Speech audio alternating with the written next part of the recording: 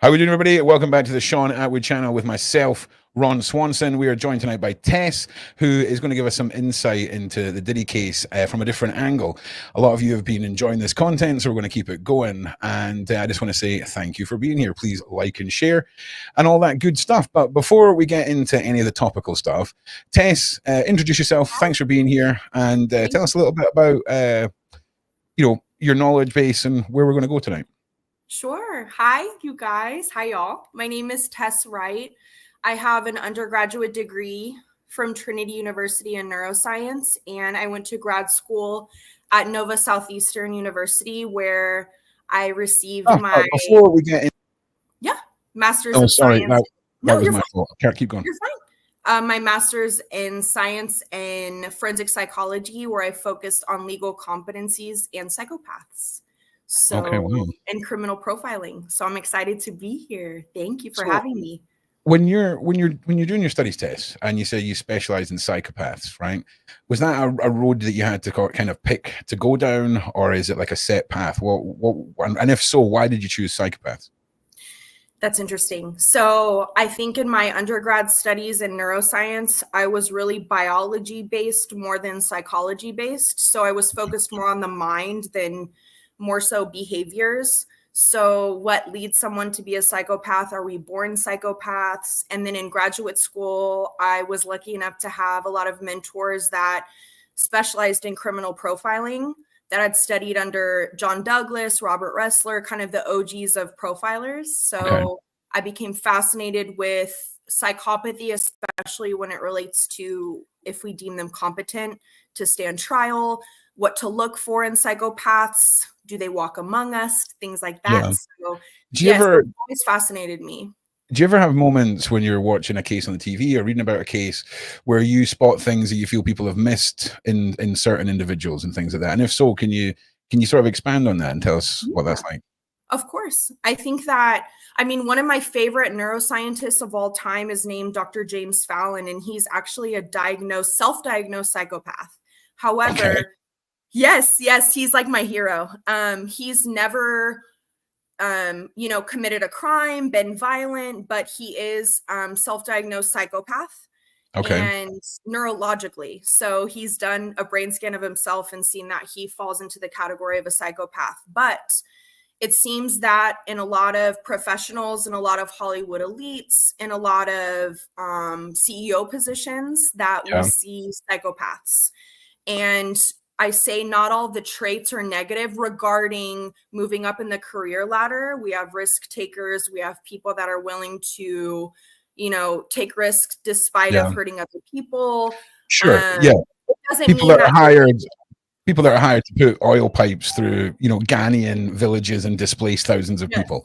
And, if you've never touched on that entire subject of psychopaths hired for Wall Street, police, all this kind of stuff, it's a fun rabbit hole to go down. Now, everybody, if you can just make sure you like and share, get this pushed out. We are, of course, live at 9 o'clock as well with Sean Atwood doing all your Diddy headlines. But one of the things that Tess is sort of going to bring it to the table tonight is the psychology of this mafia style element to this whole case, right? Sort of touch on that a little bit and how you sort of feel that way, Tess, if you know what I'm saying. Sure.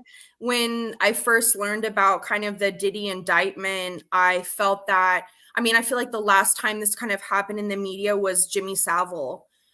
And regarding the indictment of Diddy, I feel like this is very similar to a mob case. Going after mafia bosses, RICO charges, human transportation, we'll say, R word, things like that. So, and the amount of people, this could not have been done alone. So he had his, inner circle of people that definitely aided and enabled him to, commit what he was able to. And I think when you're unburdened by things like money, then someone predisposed to certain behavioral qualities like Diddy, like grandiosity, his ego, when you're untethered by supervision, by money, whatever qualities you're predisposed to is really brought out. And I think that that's important. to touch consider. on touch on some of those qualities that you were talking about there, because I think it's very easy to skip over some things that people like myself and certainly the audience might need a little bit more insight into, because I imagine there's almost a telltale select amount of these. If they appear, they'll sort of pop up on the radar, right? So before we get started, let's sort of touch and expand on that, because everyone's already pretty fascinated by what you're saying. So take us a little bit deeper. Yeah, take us a little bit deeper. Yeah. No, so the only really telltale statistical measurement of psychopathy we have is Robert Hare's PCLR, Psychopathy Checklist Revise, which is essentially a measurement of certain traits that will label you a psychopath. We can also look at brain scans. And as far as I know, we haven't, neurologically examined Diddy's brain. Okay. Well, yeah, yeah. Which we should. Yeah, I'm with which you. I would advocate. But we do have certain traits such as egotistical, grandiosity, self-inflated importance. They're risk takers. Their ego is out of control. They have a lack of remorse. And I feel like the main thing that psychopaths have compared to just a narcissist is a complete lack of remorse for other people, even if they're related, even if they're in their inner circle. And Diddy has definitely demonstrated a lack of empathy for people around him, even his inner circle, with his coercive control. So I think that, like, the difference between a sociopath and a psychopath, from what I've learned in school, is sociopaths have a small level of empathy, but they're narcissists. Psychopaths have antisocial personality disorder all the time. All psychopaths have that disease, and they're also narcissists. So they suffer from narcissistic personality disorder. I'm not saying Diddy completely falls into the psychopath realm, because I haven't seen his brain scan. I haven't, looked into the biological nature of him. But I would say that he definitely falls into the sociopathy. So lack of remorse, lack of empathy, inflated sense of self. I even recently learned that I think it was 2021, he tried to change his middle name to Love. Yeah, this was the whole next level for Diddy, I think, was this whole Love album and all this stuff. It's weird, man. I mean, like talk about, when you've seen all the Savile footage of where no one knew about Savile, right? Yes. And you watch it back with what we know now. It is so mirrored in the Diddy case, this, because there's been so many moments where when we look back, it's just like, oh, that is grim. Just one quick question. So when it comes to a psychopath, can you grow into being a psychopath, or are you born a psychopath? Like, is there a distinction? And if so, is there a distinction between the two? So the biggest misconception that I've learned in school is, it's funny, when I was getting my neuroscience degree, the first kind of screen that was on the board was nature versus nurture. And then there was a big X in versus. It's always nature and nurture.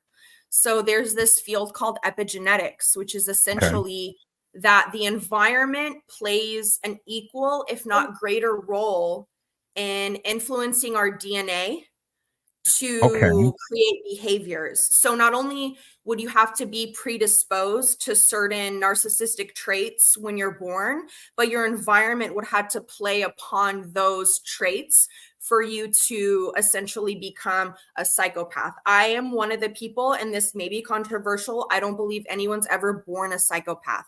I think you can be born with psychopathic traits. I think even myself was probably born with certain traits that could have led me to, I've had experiences in addiction and things like that, but I had a great mother. So I got very lucky. And so I think with people like, shout out to my mom. So I think that people like Diddy, who had a kind of grew up in poverty, had a very rough childhood. I think his father died when he was maybe 2, he was shot. So that played upon his predispositions towards, being a narcissist. And then he kind of mirrored those tendencies when he was unburdened by money, when he became famous. So do you think when it comes to the narcissistic side, once you reach that level of fame or money and you have that power, it's almost like an evolutionary state for the narcissism? It's like the narcissism evolves. And do you think that because Diddy has been at that level for so long, that's why he was so brazen? I often talk about the footage of him kicking his ex-partner up and down that hotel. Now, when you watch that, you don't think that's the first time this has happened. Do you see what I'm saying? There was no remorse whatsoever, and we know there's been blackmail involved with a lot of these individuals too. Right. So we know the level that he has become. So when it comes to people around him, right? When it comes to that individual who knows exactly what's going on, but is happy to turn a blind eye because he's got bills to pay, where do they fall in the psychopath scale, right? And is it different when you're the working man for the psychopath? Yeah. Like, is there any difference here? Does that make sense as a question? Sorry, I waffle a little bit. No, it does. I think that money entices people to keep their mouth shut. When Diddy is a commodity, when he proves financial value to people around him, this sounds really messed up, but people are influenced by that to keep their mouth shut. So if they're benefiting financially, with money comes power, and that comes responsibility. So I think that, most people, especially if they also have money in his inner circle, we're not only, influenced by whatever happens to Diddy will happen to me. Regarding the kind of middleman or the, in his lower circle, I think that their money is not necessarily that much of a priority. So they're going to be the ones making deals with the prosecutors, making deals with the DA, coming forward with their stories, because like I said, money brings out whatever predispositions you have. If you're untethered by money, whatever dopamine rush you get that us normal people get, he's looking for something just that's completely, dystopian. So I think that there's a conspiracy of silence. We've seen it in politics. It's starting to come forward. I won't get too conspiratorial on this live. Right. Hey, listen. We can build up to that. Don't worry. It's an insight that I think a lot of people enjoy, because when we dive into this, it's fascinating. But Emma, one of our fantastic regular viewers, has brought up multiple personality disorder. Is there anything that you can detect? Because we often look at, and as well and I don't consider this conspiratorial, but when I often talk about the cabal and we talk about rebrands and words and symbols, it's almost like, we've got Sasha Fierce for Beyonce, we've had P. Diddy, we've had Puff Daddy, we've had Love, we've had whatever else. Is there a possibility that we're seeing, oh, there we go. Did I cut out there? Or did you hear all that? No, you're fine. I hear you perfectly. Do you think that there's any possibility that we're seeing multiple personalities play out? And two-part question: is it possible for multiple personalities to be mistaken for like narcissistic evolution, where you become the next level of nasty person? Does that make sense to you? It does. It does. So with multiple personality disorder, I feel like Diddy falls more into a narcissist, like sociopathy kind of disorder. I think that DID, which is dissociative identity disorder, I don't want to stigmatize people that have that, because a lot of the time people that suffer from multiple personalities it's based on trauma. It's presented 100%. Usually early on from abuse. And they develop different personalities to compensate for the trauma they have. So they know to protect themselves neurologically. Yes. So I think that would be something maybe Diddy's defense would use. Do I think that he suffers from multiple personality disorder? No, I think he more suffers from being a narcissist, sociopathy, which good luck with his, defense too. Well, I think what I've seen with a lot of like fully gone narcissists is adaptability. They kind of can adapt themselves to fit in. And I would imagine when you're at the top of the top and there's nowhere else to go, it's a snowball effect for that. What was it? I think somebody said the God mindset or something. It was a really God complex. Yes. God complex, God ego. That's what they said. Because the God complex I can understand, but God ego. Yes. Like that is a banger one, because that is what a lot of his co-workers said. You know, at no point did he think Diddy at 50 would be sitting in jail. No, never. He never thought he would get caught. And I think that's great that you bring that up, because I am vehemently assured that he never thought that he would be indicted. Right. Never. I think that it's not going to be like a Weinstein that maybe could bounce back. Like, he is not granted, you know, he has to wait for trial. He was denied, what is it, bail? So three times. And 100 million, like 100 million he offered for his bail. And I'm sorry, right? But American court systems and legal systems love money, right? I've been in the legal system, to be fair to the viewers. Somebody's heart was breaking, declining that, man. 100 million. I mean, but they were saying, Tess, that the reason for that was that they feel like it would threaten witnesses and do all of this. So when you hear a judge in a legal system defining somebody as a danger like that, do you think that backs up your testimony of his level of psychopathy? Yes. Oh, definitely. I think that his case is unique, and that even if he is on house arrest, say he's not a flight risk, like he's not leaving the country. Well, why would he? Because his inner circle, the people that he relies on, his co-conspirators, if you will, essentially could fund him money, could fund him legal representation, could support him in court. You know, he's going to have fans no matter what, even if he is.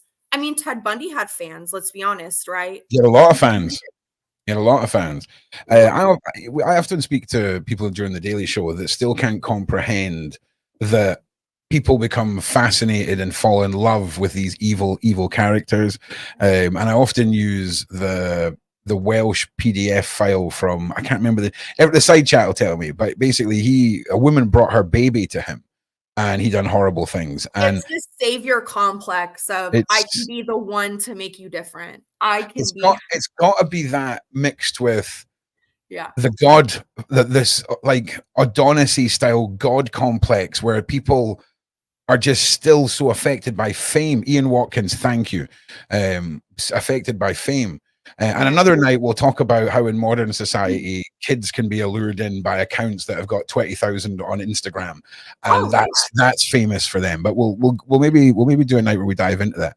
So just to remind everybody, please, if we can just do a big push and a like and a share. If you just joined us, this is Tess, and we're diving into some of the psychology of Diddy and those people around him. And for this first night, and hopefully, if you guys want, we can do this again. It's the fact that you feel like this is a mafia case. You feel like this is being treated like that, and we're gonna show, we're gonna show some clips and things like that as we go. But let's start. Do you want to start with Diddy and kind of work our way out with regards to that? Because I think also as well, if anyone's got any questions, please make sure you put a Q and then a dash and then put your questions, and I'll star them all. And then as we're going through this, we'll get to some questions. But okay, so when you started diving into this, do you want to just start on your own sort of path on this, or do you know what I'm saying? I don't know what the right question is to ask you for, you know, where you want to begin with the mindset of Diddy. Sure. No, I think that especially considering the financial aspect of it, like the money situation, how wealthy Diddy is unbelievable. I mean, I believe he's a billionaire. So I think that whatever financial status somebody harbors, like Diddy being a billionaire, will bring out whatever predispositions to behavior that Diddy has. So say he's predisposed to narcissistic behavior. He doesn't have supervisors. He doesn't have people telling him what to do. He's untethered. He has no kind of restrictions on what is considered right and wrong. His morality is kind of gray area, right? Because he's gotten away with so much already. Yeah. No one can tell him no, which is a word that even I don't like. But if people love you, they'll tell you, no, that's not okay. Diddy doesn't have anybody like that in his life. And like I said, I truly believe that his childhood plays into it too. And it's not an excuse at all for his behavior, but the fact that he grew up in poverty, you know, he lost his father, his mother was a single mom. He struggled, let's be honest. Yeah. But, you know, we see that in trauma, either you sink or swim, right? You become kind of a helpful person in society, or you become someone that victimizes other people. And Diddy clearly chose to victimize other people. And I think that there's an adrenaline thing too. Like sociopathy and psychopathy is all about feeling something. What has driven me nuts throughout my studies is people saying that sociopaths don't feel anything. And that's completely untrue. They feel very deeply. Psychopaths feel very deeply. They feel anger and sadness, and they just don't feel much remorse. So sociopaths feel some remorse, but psychopaths are incapable of remorse for other people, like empathy. Is what they get emotional over often skewed from what we would? And do you think that's why sometimes it's misconstrued for emotionless? Because right, exactly. And that's I think that's something in normal vernacular and on the news that we need to fix. And people, you know, people tend to look up to celebrities for their information, but we need to start looking up to forensic psychologists and neuroscientists, and who say that, you know, essentially empathy is regarding to how we feel regarding other people's feelings. How, you know, that I feel for you, I feel what you're feeling. And I think that Diddy has a severe lack of that he is struggling with the ability to empathize with anyone else. And whatever would kind of thrill, like me, maybe you, somebody, what Diddy needs to be thrilled by or stimulated by is just on a whole other deviant level. Like he needs something just completely. Okay, so then let's focus on it. So what you're saying is, in this frame, he's driven by his own need for what he's doing. Yeah, right? He has a distorted ability to determine what he needs in order to feel a dopamine rush. I'm with you, right? So, because that's interesting, because that is very different from somebody who has a big evil ploy to film some people and blackmail them, because that's almost like the blackmail side of it comes free with his own burning desire. Yeah. Does that make sense? Yeah. And for me, there's a very big difference between somebody who's doing something secretly, like, oh, they think I'm all into this and I'm secretly filming them, than there is somebody who realized that his own driving desires could be weaponized against the whole of Hollywood. Does that make sense? And yes. Okay, so keep going. Diddy, his desires, his ego, everything's out of control. What do you think the progression was like for Diddy throughout this quarter of a century rampage? Tell us, if you can, what you think the progression would be. Like, how quickly do you think he sort of spiraled into this? Of course, I think that he had a lot of coercive control into keeping his victim silent for years. I think there was definitely, you know, in Hollywood, especially, we'll say in politics, I feel like Hollywood and politics go kind of hand in hand regarding psychopathy and victimizing people. But regarding Diddy, he had gotten away with so much. I mean, he settled out of court, right? On many cases already. Like, I'll just say them, like, we're good. Like, money talks. It does. And especially in America, I live here, you know, like I'm in Texas. Yeah. Money talks. Like, people get away with. Well, here's the thing as well. When people often say everyone has a price, and people are like, oh, I don't have a price, and there's $30 million in front of you. I mean, fair enough, you've been kicked up and down a hotel, right? So it's been horrific.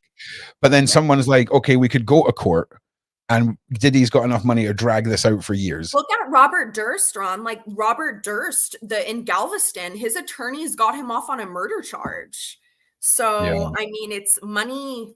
Money is a huge commodity. Well, so money and corruption as well. I just want to throw in the guy that's arrested currently in Germany on all those like the evidence and the charges against Madeleine McCann.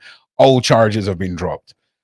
So there's, when we talk about conspiracy and you know, people being used by a system to create a false ending to something as well.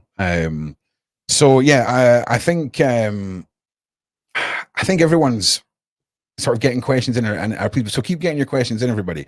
So keep going, Tess. Right? I feel like we're sort of getting to the point where I'm too dumb to really know what the next question should be.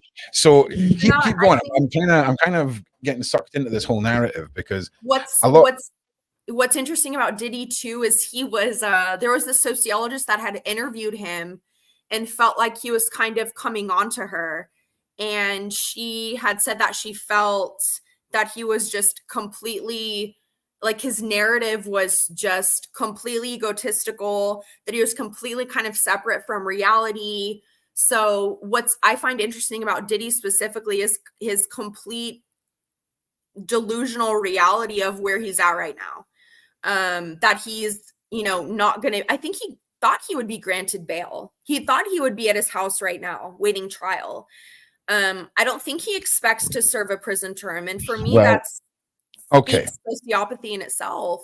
I agree, right? But here's the thing. Let's focus on the mafia side. So we know for this particular discussion, we're going to assume that you recorded everything at these parties, all the celebrities were there, and there's a list of offenses, from just consensual madness to partaking in something to being forced into something, all this stuff. Let's say he has all of it, right? This is an FBI's gold mine, right? If we've got politicians on there, and when we start talking about this being like a mafia case, that was at the heart and center of a lot of the old school mafiosos, was blackmail, getting things on politicians, getting them drunk in their club, and then sending up one of the honeys, if you know what I'm saying, and then, taking a picture through a hole in the wall. It wasn't as exciting back in the day. There was a lot of just, holes in walls, but it's been done for, but it's been done for years. So do you think that Diddy was part of something with the FBI, or do you think that Diddy had nothing to do with the FBI and they've just came in at this and seen an opportunity to go through all of this? Do you think he was ever working with other agencies? Did you ever get that vibe from him? That's interesting. I wouldn't put it past any Hollywood elite. Ooh, I'm going to sound conspiratorial. No, that's okay. It's okay. We're all friends here. We're all friends here on the Sean Atwood channel. Okay, this is my Tess hat, not my forensic psychology hat. Yeah. To be fair and transparent with our viewers, I wouldn't put it past any Hollywood elite with that amount of money to be working with an authoritative agency. And I'll say that. Okay, interesting. So I feel like, and that's like I said, that's the Tess hat. That's the, kind of the little bit of anarchist hat. That's that's okay. Our viewers love the chopping and changing of the hat, so don't worry. I just want to say, everybody, thank you, everybody who's been sharing. We're just about to, we're over 900 on YouTube. We're 275 on Twitter, so please keep sharing. It really helps out. And remember, we are back with the man himself, Sean Atwood, at 9 o'clock. I'm just going to hit you with a couple of questions, though. First one, which I thought was really interesting. We do a lot of true crime on here. And Tess's channel, Tess is going to be starting on YouTube. I'm a newbie, so... Yeah, it was proper newbie. So I'm firing your link. If mods can copy and paste the link for me. So thank you. She's wanting to get into this sort of analytical discussion on true crime, and we do a bunch of true crime stuff here. One that's very popular with a guy called John Wedger, and Dunnell is saying that you'd be a great addition to that, and I think that's a great point, because John's an ex-policeman. I'm an ex-crazy guy on the dark web, and you're somebody who's got a big, massive degree in science of the brain. So it's good. So let's let's get to some questions just to get rid of some here. Uncontrollable temper outbursts, more indicative of psychopaths? Question mark. Is that something that is a trait of a psychopath? Uncontrollable temper outbursts. That's a great question. Psychopaths, I feel like the amount that they experience feelings for themselves would definitely lead them to outbursts. What's interesting is I believe sociopaths have a better ability for impulse control. So they're able to essentially take time for revenge, whereas with psychopaths, they're more inclined to, when the opportunity presents, enact violence on others just because of the lack of empathy. So I think absolutely uncontrollable temper outbursts, if the time is right. They also have an uncadenced belief that they won't get caught. So, like I said with Diddy, I'm be clear, I'm not labeling him a psychopath, but he does have psychopathy traits that would lead him to think I'm never going to get caught. But if you look at his interviews, if you look at his affect, even the video that he gave after, like his apology to Cassie, where he kind of 12-stepped the thing, I'm going to I've been through the 12 steps. I've, to be transparent, been an addict. Like I've been clean for a few years, but you know, the first thing you're supposed to do is really accept the problem. And it was so superficial and odd. Yeah.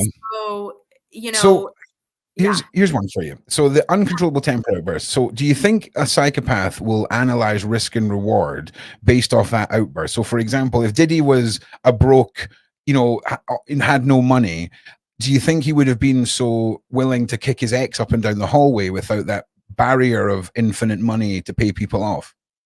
I think the opportunity, it would be a lot less, he would have a lot less of an opportunity to do that.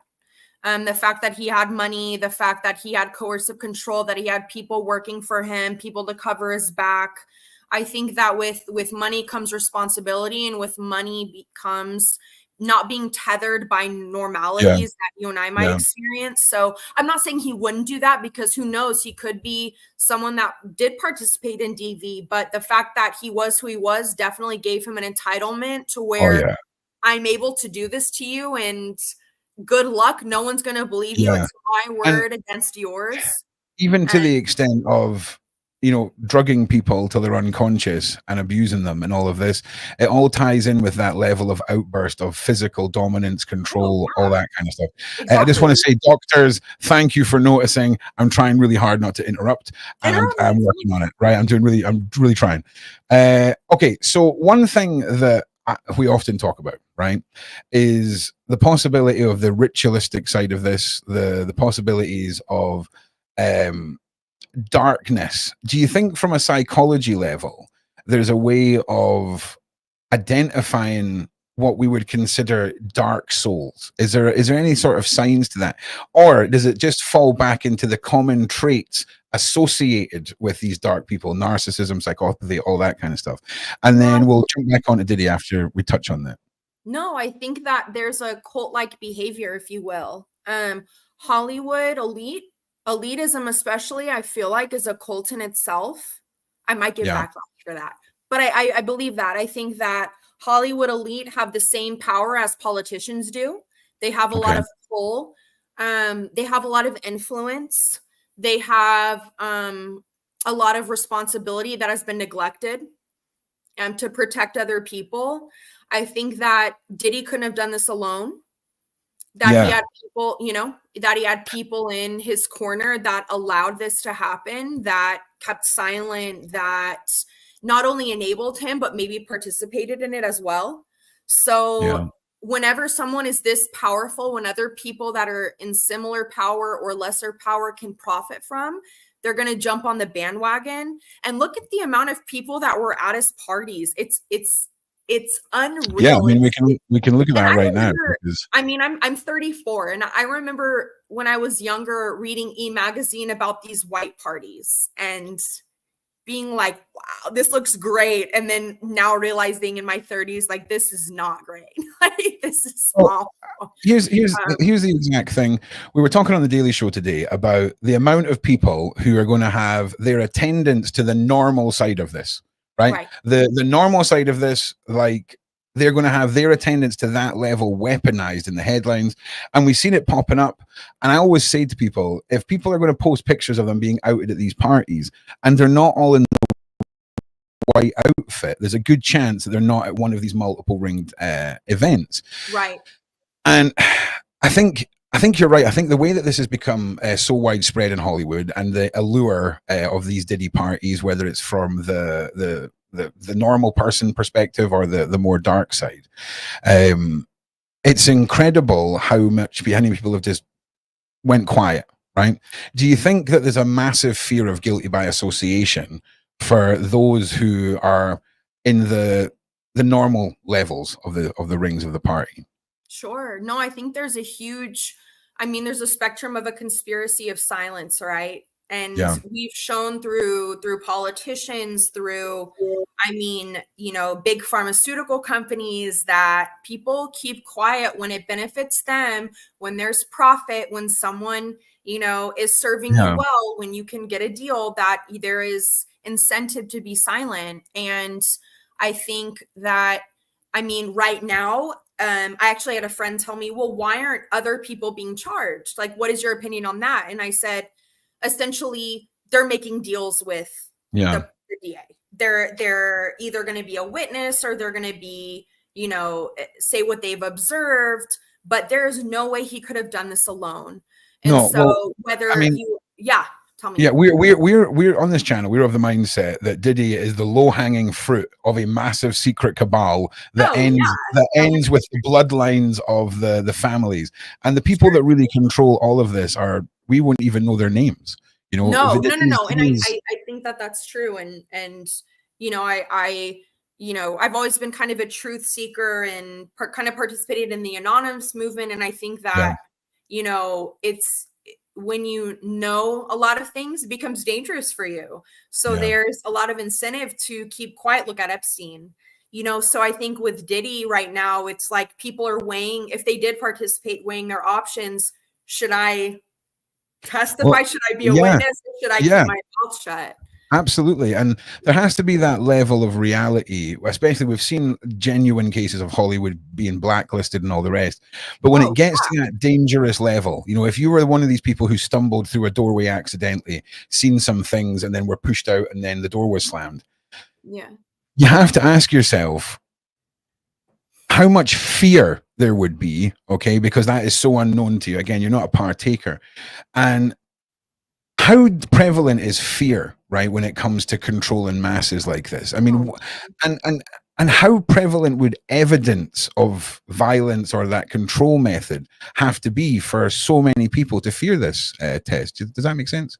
Yes. No, I think especially being American, being in America, that fear is a dominant, you know, feeling regarding our media, regarding politics, regarding Hollywood. That fear is a powerful motivator, and that fear and financial power go hand in hand, coercive control. So especially in regards to our news, like American news is sorry, but it's fear-based. It's not why it's meant to control. So it's the same thing regarding Diddy and his inner circle, with the people that were in his, you know, his recording studio. Keep people in line. I don't know if it's me that's paused or if it's Tess. Let me know in the side chat if you can still hear and see me.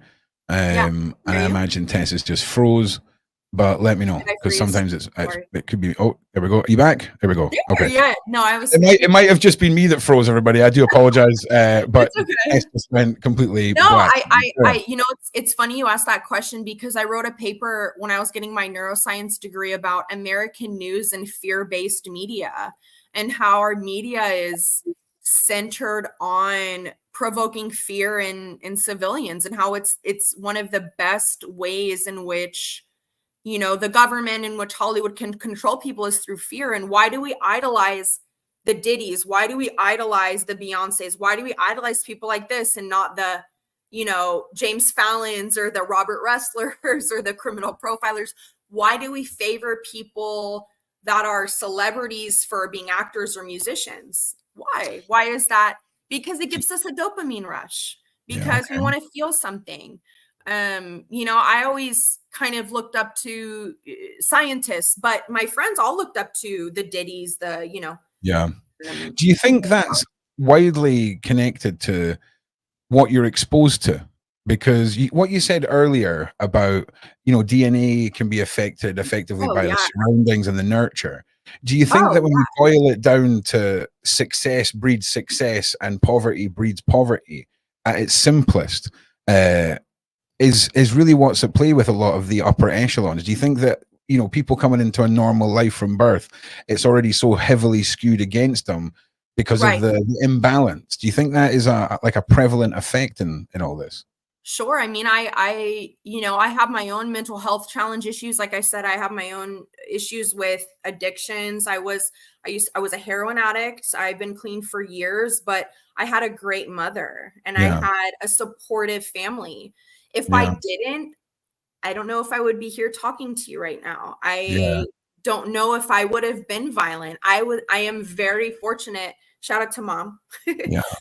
To be able to do this and share my story and speak on my experience and my knowledge. But regarding Diddy and the way he was raised, whatever you're predisposed with, whatever your brain that you're born with is, your DNA, how it's expressed, is going to be significantly impacted by the environment, especially during your critical years of development. So between ages like 0 to maybe 6. If you grew up in a loving household, like my idol, like James Fallon, the neuroscientist, he's a neurobiologically would be considered a psychopath, but he had a good mother and a supportive childhood. So he attributes the fact that he's kind of been able to be married, have kids, live a normal life, be an academic.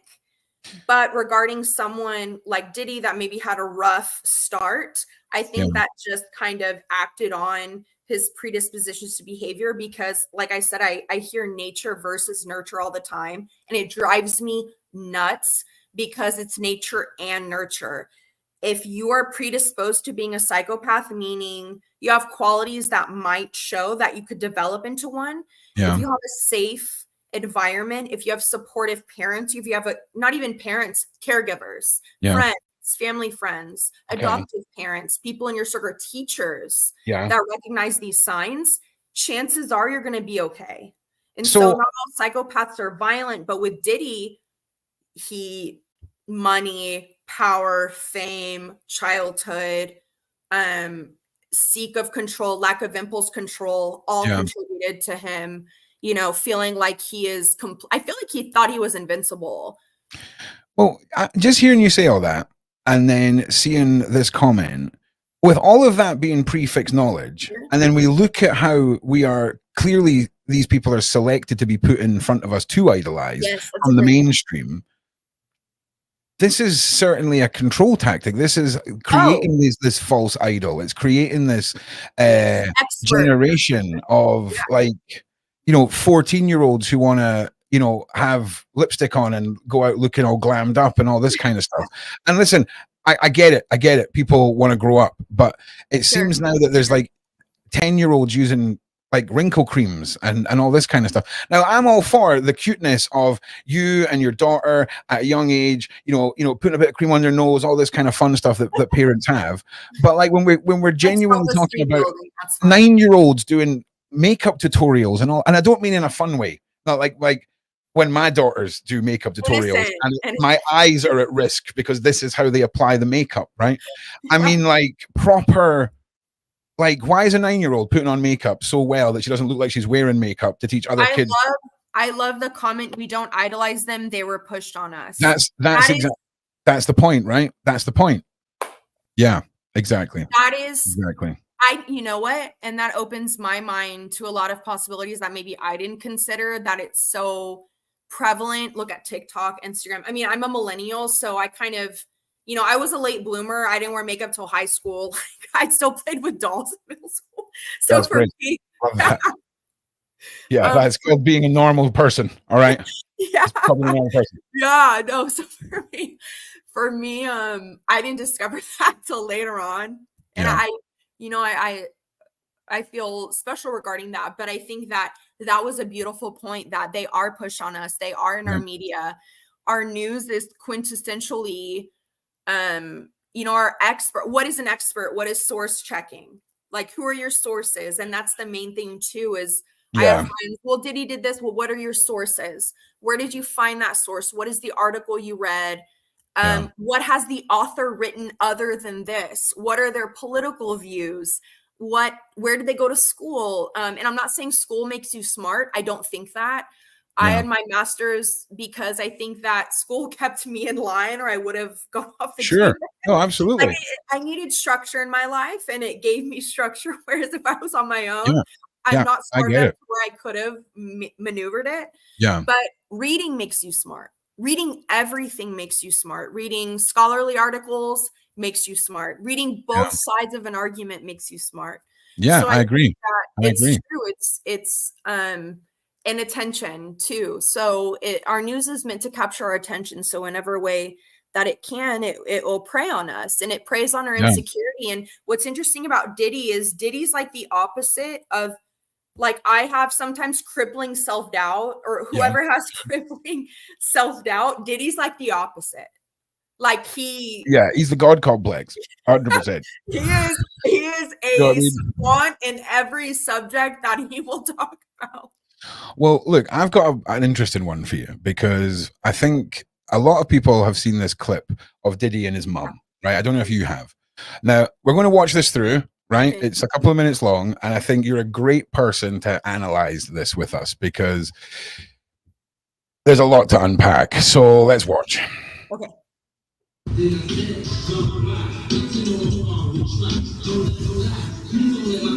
Yeah, my mom's gorgeous. Let me.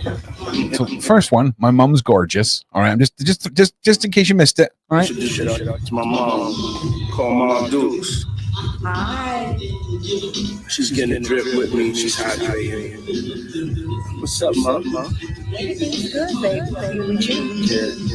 I love you too.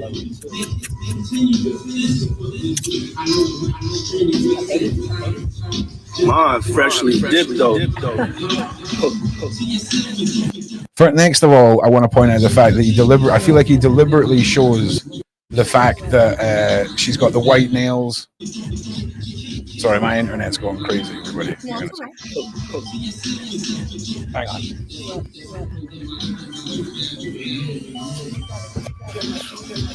I was trying to show.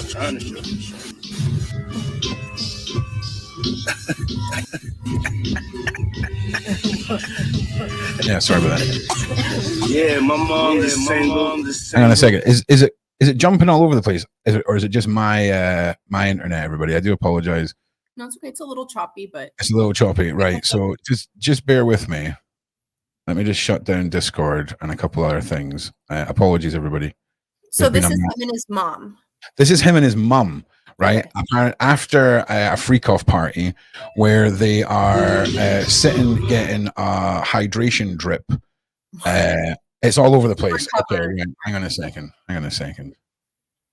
There's a big internet spike at my end. Just bear with me, everybody. I'm just shutting everything down. I do apologize. This is what happens with live content. All right. Let's have a look. Okay, so so obviously we had the part where he said she was gorgeous. They've done the lip kiss. Did you see that? Let's see how we get on. I love you too.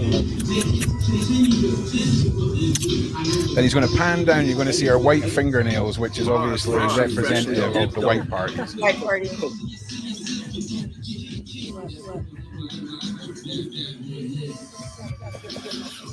I was trying to show.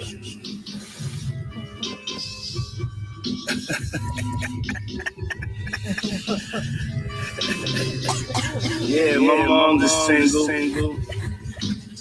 Mom's single. I ain't gonna hate on my mom. She's single. Me and my mom talked about one time doing a dating show. She's so picky. She's so picky. They don't stand. But yeah, that'd be the funniest show in the world. I don't even want to get started with you doing that. We're not doing that. Yeah, my mom's single. Yeah, for real. Mom Duke know how to have a good time. She ain't sitting in the house playing. Outside moving and shaking, baby. She come with me to strip club. I don't care. Real. It's my dog. I want to live life. We out here moving and grooving. My mom told me, she said, keep moving, baby. That's right. Keep moving. She Don't stop. could touch the floor with her palms. You know? Flat. Okay, so she can touch the floor with her palms. Obviously, I think we know what he's referencing there. Talking about his mum being single. Is there any alarm bells that go off to you in this? And if so, could you break it down for us? Because this is one that we've all watched as a community a couple of times on these shows that stands out as one of these moments where there seems to be an odd bond. And once we sort of touch on this, we're going to just answer some questions about the family life of Diddy, I think. But what does that say to you? I think that two things. One, he was probably husbandried by his mom when he was in early childhood. Since his father passed away, he was probably, and I'm not saying this was intentional by his mother or meant to be vindictive, but that he was probably served as kind of a male role. You know, hold it down, be there for my mom. But the fact that she's, you know, their interactions are like this after a white party, a Diddy party, leads me to think that she's completely enabled his behavior. That if you really love someone, you say, knock it off. Like, this is unacceptable. That he's never had, I feel like Diddy's the type of person that's, when you reach a level of fame, you don't have anybody telling you no. You have no supervisors, you have no gatekeepers, you have nobody telling you this is not okay, because you're an advocate, you're an asset to them. And he's become an asset to his mother. I mean, look, she's you know, whether consciously or subconsciously, she's, you know, enabled his behavior. Yeah. And so, it's concerning. It's concerning. Do you not think, though, we've seen a lot of weird mothers in Hollywood, right? But to turn around and say the things he said, going to strip clubs, all of this kind of thing, is there not a certain psychology where people admit to a lower level thing to sort of make the true horrors that they're doing make them sound better? Because I can't believe that this is like how they've been as adults. Do you think that this sort of conditioning could have been a sign of how he was brought up and a possibility of in your opinion, allegedly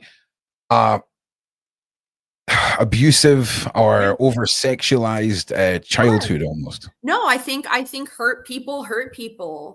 I think it would be shocking for me to believe that Diddy did what he did without having experienced trauma in his own life. And look at the figure that was raising him. It was his mother.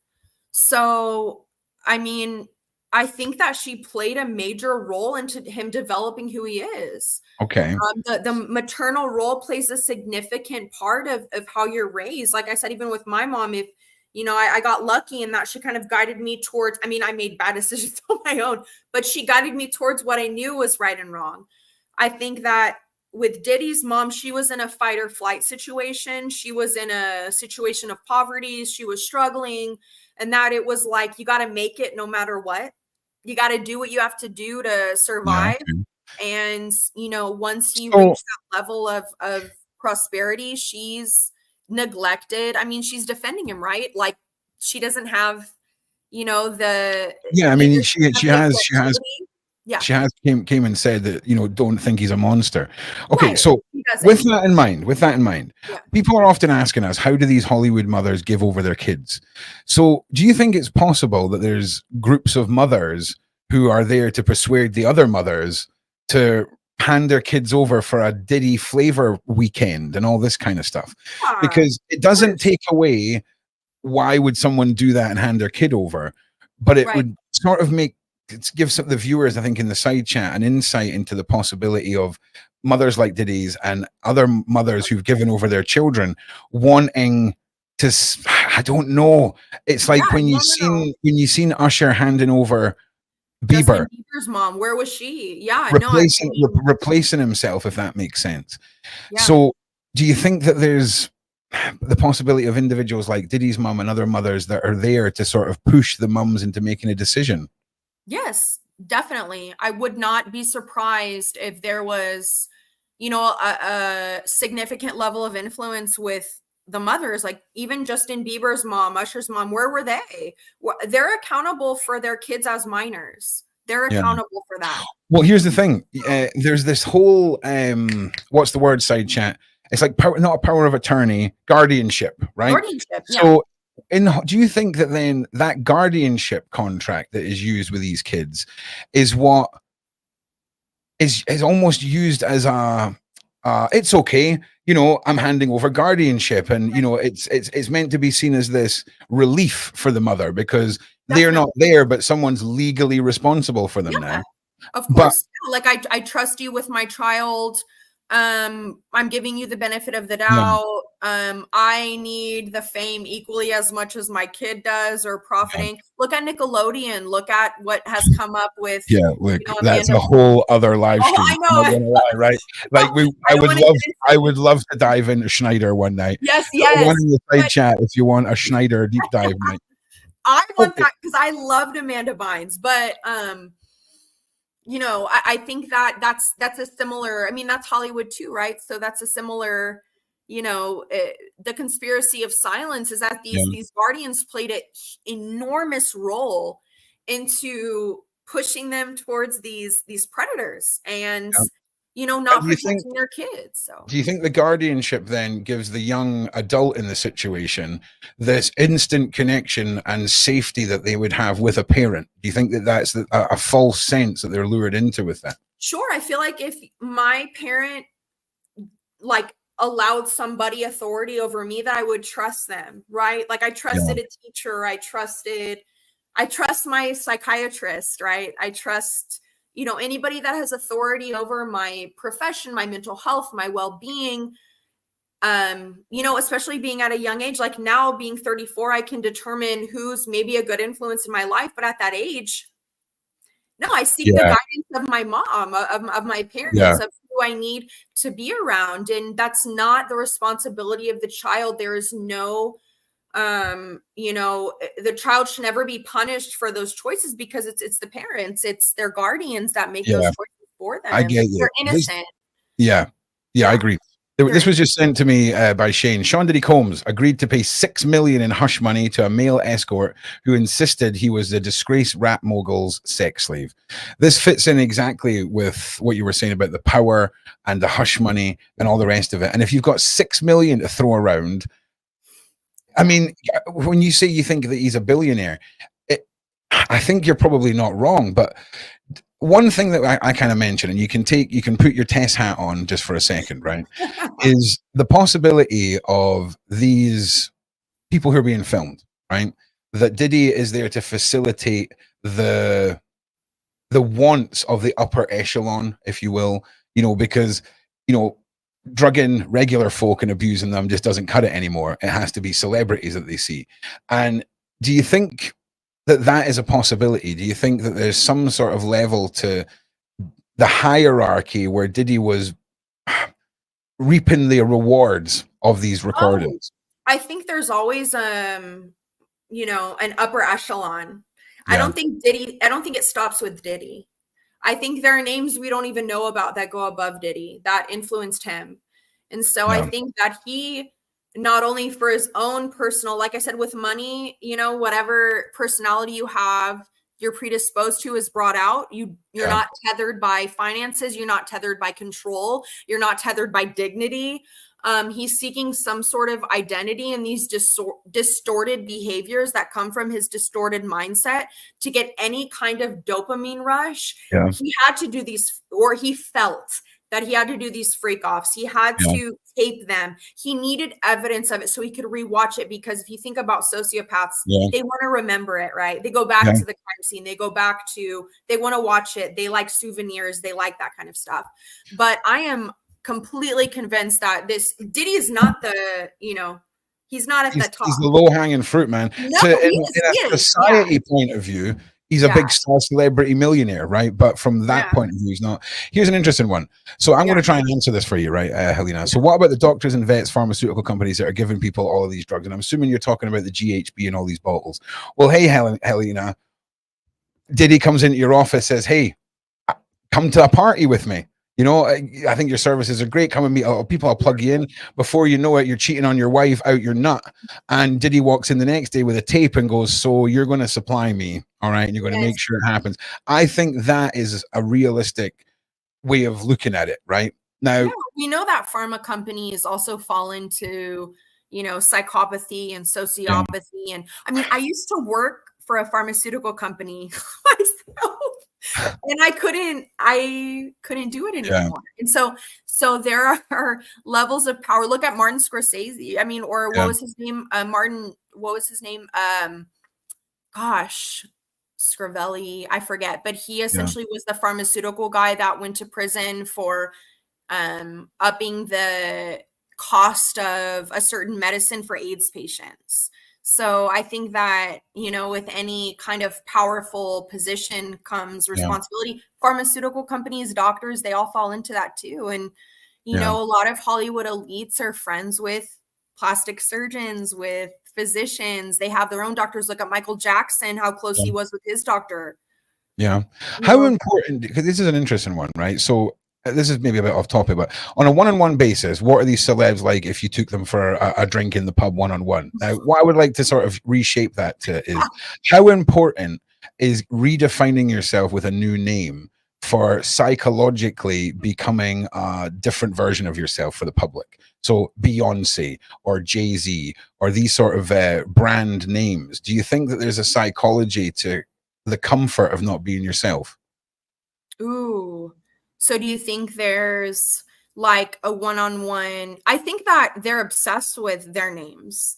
I think that they couldn't even take being a different kind of person. Like Diddy refers to himself in the third person. What does that tell you? Yeah, with interviews that he's a narcissist, that he Diddy this, Diddy that, I'm changing my middle name to Love. I think that was in 2021 where he made that announcement, which is a huge slap in the face to all of his victims, which I believe he did intentionally. So I think that, you know, their names essentially, and look, Beyonce has Sasha Fierce, right? Her alter ego. Yeah, correct. Yeah. Their identity is centered around needing to be identified with this person. I think if you broke it down and you interviewed them and you didn't know, say I interviewed Diddy and I didn't know he was Diddy, I feel like the grandiosity would still shine through, that there would be clear signs of narcissistic personality disorder, no matter if I knew, oh, this is Diddy, or if I didn't. By the way that his affect is, he seems so unaffected by interviews. He tries to like seduce his interviewers. His affect is so strange that he seems completely disconnected from reality. Like what you think about Diddy, he would never consider. He would never consider what I'm saying right now, right? Like he wouldn't think twice about what we were saying about him. No, because he's the best. We are so far and like at the ant level to people like me, 100%. Except when you find some sassy evidence and then you start pointing it online and then people start deleting your accounts. So what about the possibility that we're seeing love backwards, evol, the slang for evolution, the wordplay of love spelled backwards? Do you think we're seeing hidden meanings again in that? I mean, it's a very much intrusive thought question. Let's not waste too much time on it, but symbology, and you know yourself from your conspiracies, that there's this theory that there's a theory that these individuals like to put it in our face, in plain sight, as you say. I feel like you get an extreme dopamine rush if you're just flat out using, song rhetoric, lyric rhetoric, and getting away with it, and whatever influence they can have on, especially the younger generation, I think, is what really the kind of dopamine rush that most sociopaths are seeking is. And the love thing, I never thought about that. That's interesting.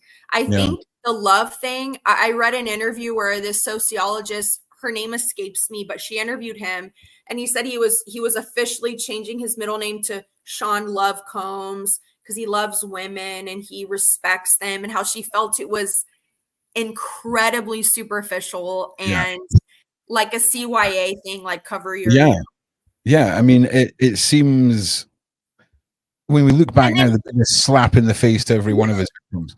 Once again, everybody, just one second. Oh, sorry to interrupt you. No, you're okay. No, you're okay. You're okay. Can we just like and share everybody one more time? I'm getting an internet spike again.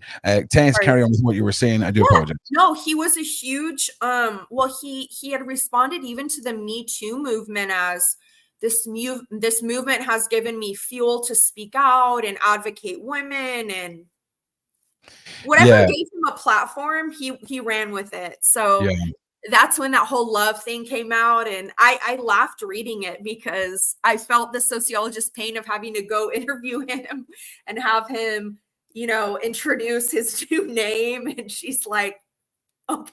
Yeah. You know, so I see. Strange. Let's touch on the people around him, right? Let's touch on the psychology of his cronies. Let's not even think about the innocent people, the other people at these other parties, the people that were in the deep realms of the darkest stuff. Where do you think their heads are at now? Do you think they're running to make deals with the FBI? Like, tell me where you think that their heads are at. And then after we've done that, I'd like to jump on and get your input on Jay-Z and Beyonce on a couple of things. Sure. Oh yeah, what do you think the cronies are feeling right now? The cronies, I love that. That's one of my favorite words. I think so. Money entices people to keep quiet. When Diddy was a commodity since what, 1998, maybe even before then, you know, the friends he made in Hollywood, the Leonardo DiCaprios, the Jay-Z's, the whatever, were, you know, Diddy was profitable for not just himself, for other people in his circle. He made them money. So as long as he's profitable, he's of value to others, especially if you're a narcissist or predisposed to narcissism too. You're going to want him to succeed. You're going to advocate or defend him. Yeah. Plus he's a psychopath as well, right? So that's great for fear and control and all that. Or retaliation. I mean, especially if you're an artist on his record label, or, you know, you're an Usher or a Justin Bieber who rose within kind of his guidance, which was misguided. But you're influenced by him, you're enticed. I mean, it's fear and it's money, and it's control and power. And all psychopaths want is power and control. That's their main goal, is I want power over someone, I want control. And with I don't this sounds horrible. I don't think Diddy's that intelligent, but he has the money in order to make moves. Yeah. So okay, so how about this one, right? How about the possibility this has got nothing to do with the Diddy parties and all of this? That was a byproduct of a upcoming suit for him to be done for murder of Tupac and Biggie. Do you think there's any, and side chat, I'm asking you as well, we'll spend 5 minutes on this. Do you think that we're all getting kept busy with the side quest, which is all of this that we're hearing about, when there could be building the case for finally taking him down for those murders? Do you think there's a possibility of that? Let me know in the side chat. 5 minutes. Tess, what do you think? What do you think the possibilities of that is? I know you're not in the criminal world, but what do you think? No. I'm Tess hat now. Yeah, Tess hat now. Yeah, Tess conspiracy. Official Tess hat on. Yeah, I'm with you. Forensic psychology hat is off. I think that,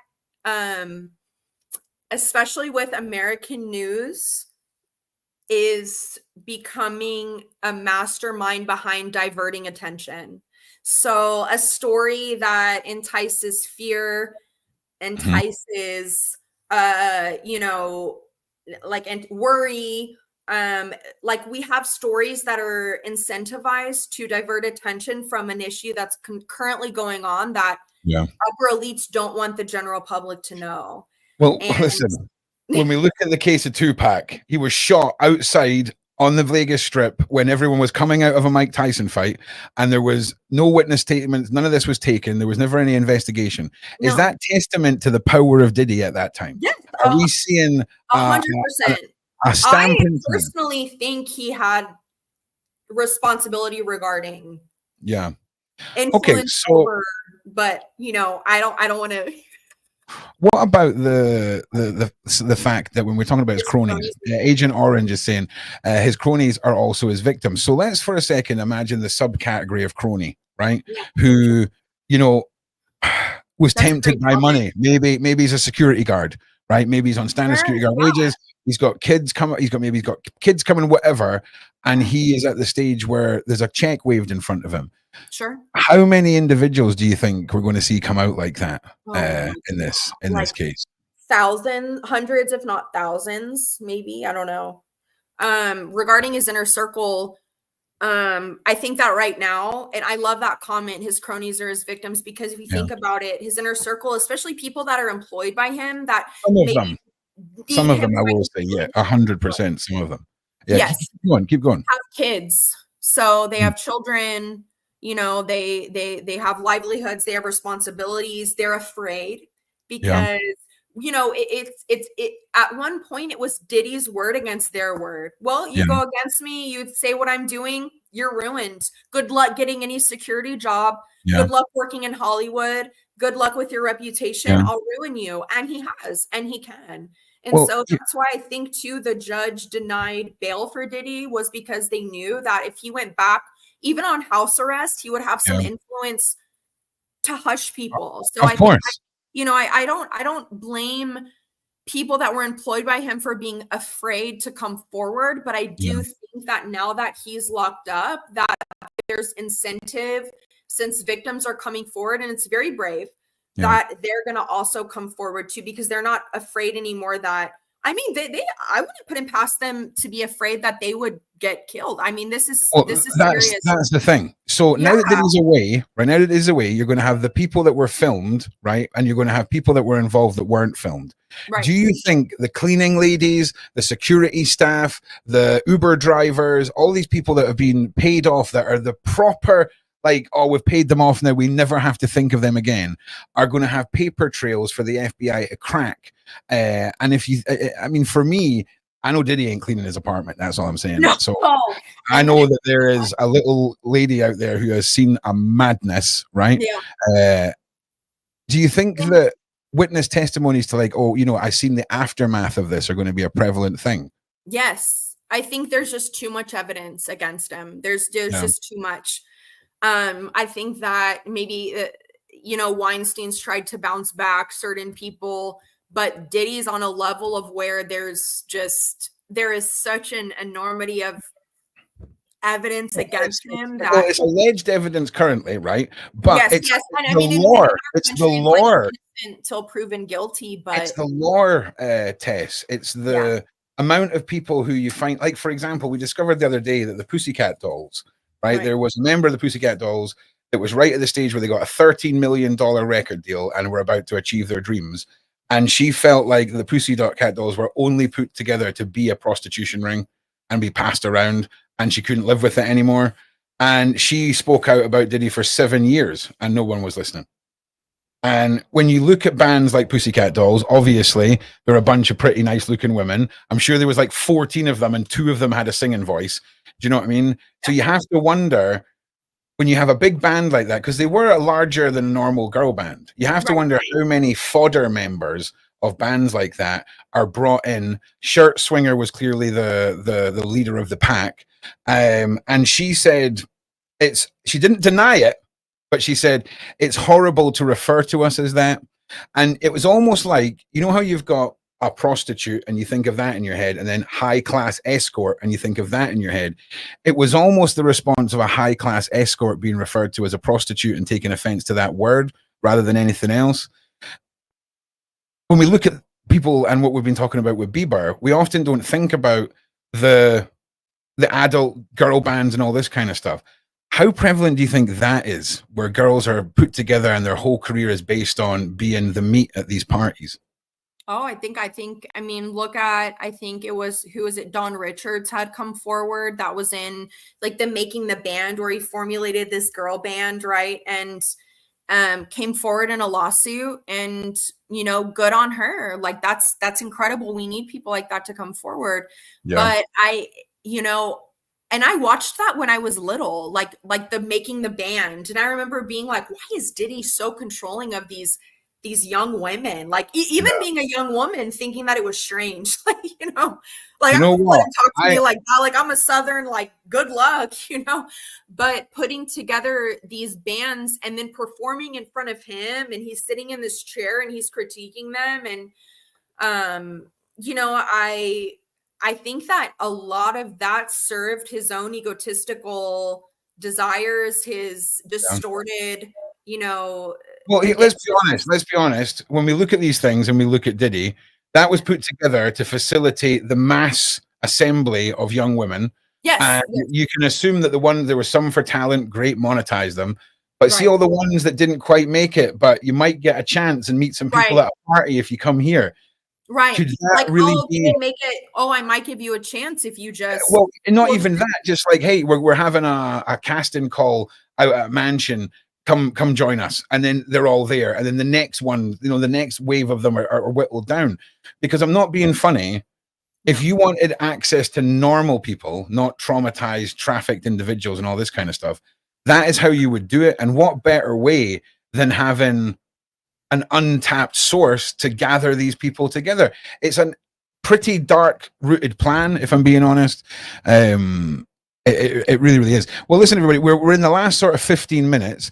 I just want to make sure everybody make sure they go to Tess's channel. She's going to be launching her content soon. I know that everyone's going to want to see you back. So I hope. What we thought we would do was close the show with a bit of footage that Tess could maybe come back and we could talk about the possible occult and the possible ritualistic side to these individuals. And one person who we all know has been incredibly outspoken is Jaguar Wright. So let's just sort of close with this. Can you guys hear this in the side chat? He was working on his EP. I bought Philadelphia for him so he didn't have to sign to a company because I knew what it was going to do. He interned at Rock Nation. And they approached him to sacrifice me. So when we're listening to a mother talking about how she set up a music, I think it was a label for her son. He went and interned at one of these massive hellholes that is the machine we're talking about, and he was told to give her up in sacrifice. This is something that we talk about a lot here, which is the real dark rooted ritualistic center of what we believe. Once you get to the bloodline levels of this cabal, that's what it's centered around. People giving their children over, that never come back. Those are usually babies. It's not usually the Justin Biebers and these things. So I'm sorry to interrupt, but I'm just going to continue playing this.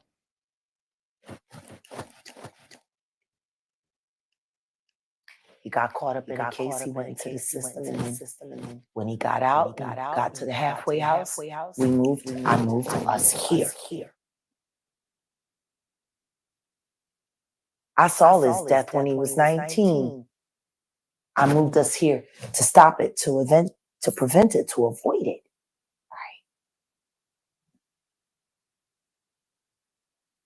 And it happened anyway. And see, that's when I knew that Kanye's mom, Kanye would have never wanted Donda dead. How many times have you heard me say that Kanye put his mum up for sacrifice and he announced it during that concert? Someone out of the 1,500 people, please back me up that I've said this for a while. Not even by natural causes. I was happy when he finally accepted it.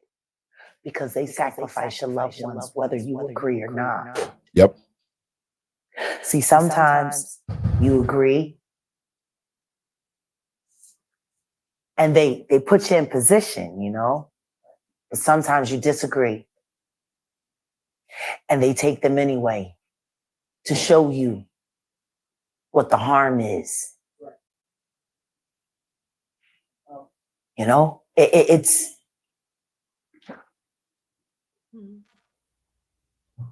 Giovanni.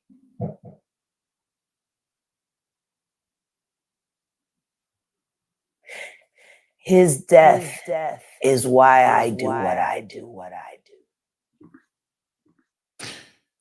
So wow. You're going to meet a man this week called John Wedger, right? And he is a former police officer in the UK who his job was part of the special police that went after children and the horrible people that abused them and had to sift through all the videotapes and like witness all that. And he's seen such a level of corruption that facilitated this, and individuals who partook in it. He whistle blew, and John might not ever admit this, but he was told that if he outed these people and went public, that he would be unalived. And he went public, and suddenly one of his kids was driven off the road off of a bridge or a sideway, and almost was dead for a short period of time, and then came back. And he's the real deal. And when people like Jaguar talk about these, they'll come and take them. They'll do it regardless. John is an expert in ritualistic abuse survivors. That's who he works with, right? And there's this, you've ever heard of the 27 Club, where celebrities die at 27? Well, John tells us that it's a 13-year cycle. So you're born, you're given over to the cabal. When you're 13, you witness horrors and all of this kind of stuff. You're desensitized, and then you're signing on for another 13 years. But when you hit 26 and you're a bit more rational thinking, you've got the fame, you then enter into the first stage of having to give someone over. And if you don't, that's when you are taken out as part of the 27 Club, allegedly. Now, John knows his stuff, and I can't wait for you to sort of dive in on more topics with this. Because I think the next one, if you guys want Tess to come back, and we'll dive into the psychology of ritualistic abusers that could be at the center of Diddy and a lot of these cases, put a 1 in the side chat. Also, as well, I fully expect at least 100 or 200 extra subscribers. Don't be giving me 27. That's the best we can do, is 27 subscribers for Tess. Nonsense. So mods, if you can spam that a little bit, please. Because yeah, it's good. It's good to have somebody that has such an insight from an angle that I think a lot of us are fascinated by. I think a lot of us, this is what is at the center of a lot of people's true crime. They like to have the psychology and the brain. We all want to know why. Well, it's comfort. It's comfort, Tess. It's nice to know that the monster has a reason for being a monster. Do you see what I mean? Yes. And that's where people find comfort in all of this. And during my research, I used to whittle people out and having a sort of an algorithm for who I wanted to speak to. And it was murderers or abusers or predators who have no reason for doing what they're doing. There's no triggers. There's no, I abused animals. They just, for some reason, you're into collecting mugs or whatever. They're into abusing and torturing or hurting people. That fascinates me. When you're the same on paper as the monster, and there's no comfort zone of reason, that's what fascinates me. That's what fascinates me. Even there's this one serial killer that said, "Oh, it makes my atoms vibrate." I mean, listen, I've been part of a discussion with a guy who claims he sucked the soul out of someone and then murdered someone else and tried to suck their soul out, but then realized he was just off his nut on meth and handed himself into police. Like, but how mad is that in itself? Yeah. He was like, "Oh, actually, I'm not an immortal being now. I'll just hand myself in." It's mad. It's mad. And I think there's some interesting characters. I think we used to have discussions with serial killers who were in prison, and one of them was a guy called Delmas Colvin, and he's 6'4", 300-pound African American, massive dude, and he's been in prison for a set amount of killings, but we estimate it's probably between 40 and 70, right? Yeah. And he never woke up wanting to kill anyone. He only killed people who were really rude to him. Right. That so just sounds like a school shooter kind of mentality. Yeah. He got into transporting huge amounts of white powder substances because there was already a dead body in the back of the truck, right? So what's a bunch of other right? So he told us about this one person who he was in a truck stop lot, right? And this night worker kept coming and knocking on the door. And if there's apparently, if you're a long distance trucker and you leave the light on, that's when you say, "Come on, ladies, come to my cabin." Do you know what I'm saying? Oh. But he never had that on. And she came 5 times and he said, "Please go away." And on the 6th time, he let her in. And that was the last time anyone's seen of her. She was dumped like 3 states over. But this guy, you would meet him in a bar and could sit and talk to him all night. Sure. And never know. He's charming. But there'll be a moment in the conversation when we've been interviewing him where you talk about a killing. And he talks about it like it's grooming your dog. oh yeah, you know, he's like, yeah, you know, you grab her by the goddamn neck, and then, you know, once you got those arms around her and gravity takes over, it's just a matter of time. He was on the phone to his mum one time when he choked a woman to death. Do you see what I mean? Yeah. And I think your insight into a lot of this is going to be fascinating. And one person that I think would be a very interesting conversation to have is a man called Nico Klaus, the Vampire of Paris. I've done a series on him where the 3 parts of his life were being declared a vampire, being a cannibal, and being a murderer, and served 12 years for, you know, shooting someone, and then the plan was to butcher them and all the rest of it. Right. Got a job as a mortician so that you could take little bits of meat home and eat them. If anyone wants to see that, that is a 3-part series that is currently on this channel, and if you go to the Project Rook channel, it's in a playlist. It's one of my favorite projects that I've ever done, so please go and check that out. But I think it'd be an interesting discussion because he is a self-declared monster, Satanist, narcissist, psychopath.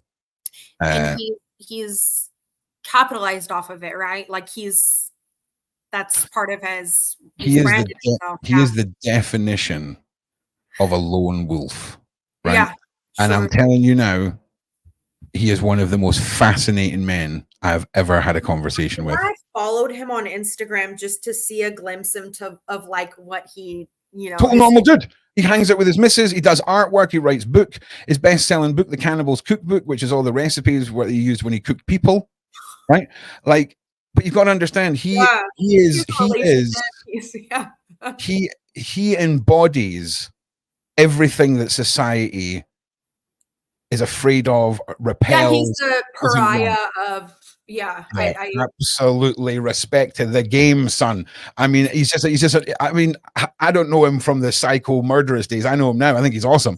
But what a fascinating conversation to be able to talk to someone who has been like, do you know what? Today's the day I'm going to eat a person. Yeah, that's what's going to happen. Yeah.